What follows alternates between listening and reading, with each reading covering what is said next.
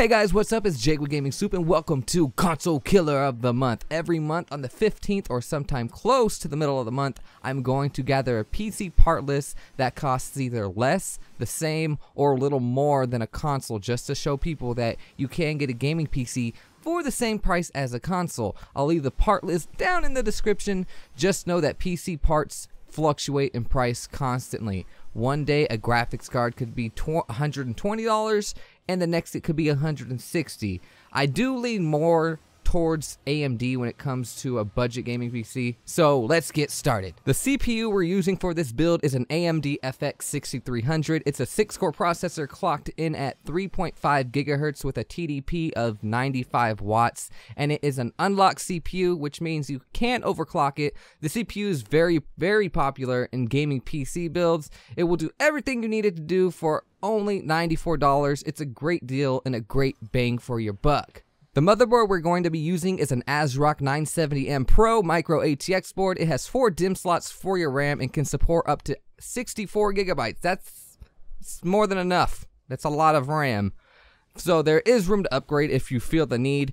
It offers onboard USB 3.0, SATA 6, Crossfire, PS2 for mouse and keyboard, and a ton of USB ports. You can never have too many of those. I wish I had more on mine, but at the cheap price of $57, you can't really look past it, though it may need a BIOS update, which isn't hard to do, but for $57, you can't really beat it.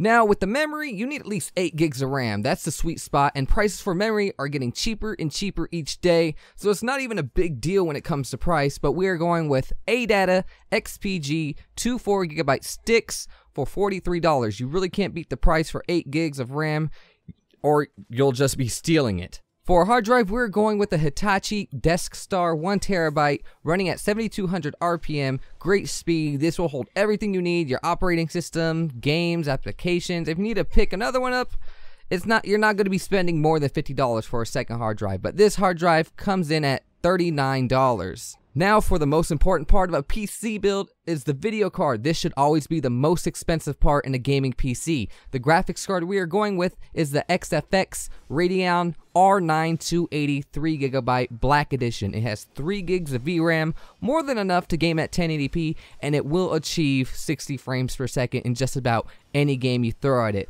Coming in at only $150, that's with the rebate, but you can find these cards on eBay selling for $100 to $130. So either way you go, used or new, it's a great price for the performance you're going to be getting. The case is going to be a Cooler Master N200 micro ATX mid-tower case. You put your motherboard and your parts in it. It will work fine. It'll fit just about any video card you throw at it. It has all the mounts if you want to upgrade to an SSD, if you want to add a hard drive, or a CD drive. And coming in at $40, you can't beat it.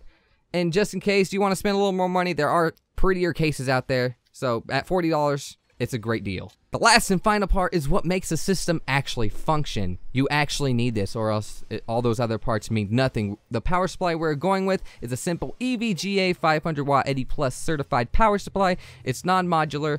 Modular power supplies normally cost a bit more, but if you're willing, you can't go wrong with EVGA. But this power supply is more than enough, and only being $25, you can't go wrong with it. I love EVGA. I actually have one of their power supplies. And the grand total for this build is $449 exactly, with rebates. Without rebates, it is $486 without the rebate. Still less than a console with one game, but if you want the price to be a tad bit lower, I'll have an alternative build in the description as well. I don't include an operating system, mouse and keyboard, or monitor, because more than likely, you'll have a keyboard and a mouse, and you can get an operating system for 10 to 20 bucks, or you can actually get a free one if you go with SteamOS. And I guarantee you have a TV you can plug this bad boy into. I used my 40-inch TV for the first 2 months when I got my first gaming PC, so don't tell me you can't do it, because I did it, and I actually kind of enjoyed it.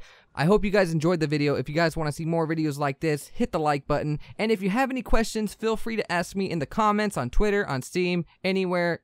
I'll be happy to answer them. Also, let me know if you like the build or if you would change anything. So comment, rate, subscribe, tell your grandma, and peace. Until next time.